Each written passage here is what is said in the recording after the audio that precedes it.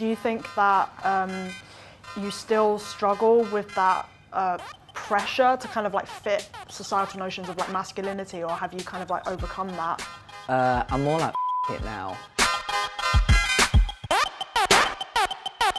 I first learned about gender and sort of that you don't have to be the gender that you were assigned at birth through TV. But were you guys ever like taught about that in school? Because for me, like, it was man, woman. Like, there was nothing else. I feel like it was quite recently I learned about kind of gender and social constructs within like my uni years. I feel like it's when I learned about it, because that's when I started to have friends who were non-gender conforming. Well, has anyone ever asked you what your genitals are and why? Like, is it like why do people think that's acceptable? Because you wouldn't ask anyone else who is cisgender that question. Or like if they've had a surgery yet, or like are they going to? I'm trans, so already gender meant something different to me than what is like considered the norm. It wasn't until kind of my last year of school that I found out about that term actually outside of the classroom, that I then was like, wait, what is that?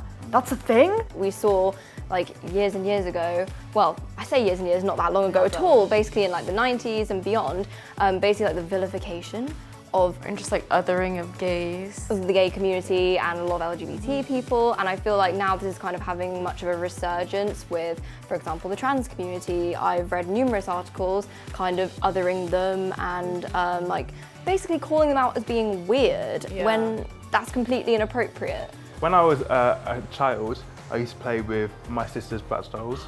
No, I think my parents used to say that's not for boys. So it used to be like my little secret thing, like going to my sister's room, play with Bratz dolls, while she was in my room playing with my acting men. So it's very like, we switched around. I do enjoy wearing heels sometimes. Like I am conventionally girly, and I remember always being told that like I didn't look gay or I didn't dress gay enough. Literally in shops there is the man's side and the woman's side, and if you look like a woman, if you present like a woman, like, and you're going over to the man's side and you're trying on like a jacket or like men's jeans, it's like, it somehow feels wrong, but it shouldn't. Gender is fluid, is really important. It's something that like is, I feel at least on my social feeds and stuff, coming into like kind of the discourse more, but I feel like, for example, like teachers and stuff in schools and maybe like the older generation, I'm sorry guys, are just not clued up on it. Categorising boys and girls as two separate genders, saying boys have to be into blue, they have to play with action men, and girls have to be into pink and play with Barbies. I don't think that's a good way of bringing up children. Boys typically did rugby and football and girls did netball and lacrosse.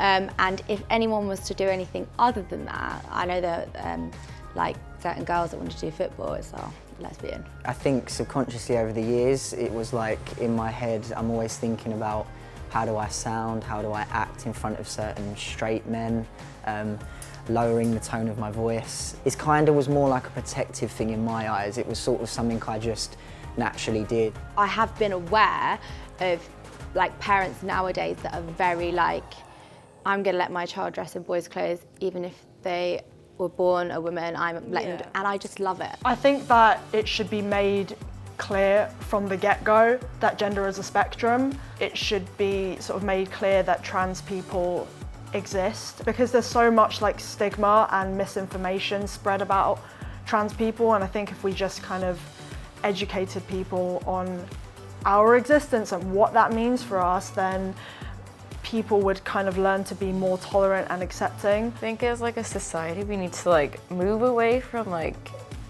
gendering children, like the gender reveals. Oh yeah. Those are really cringy to watch. Women can be plumbers, men can be ballet dancers, like do whatever, just do what makes you happy and explore yourself. The more we open people's minds and have the discussion about it, which allows people to question things and ask questions and talk about it openly, the more we understand each other, the more accepting we're going to be.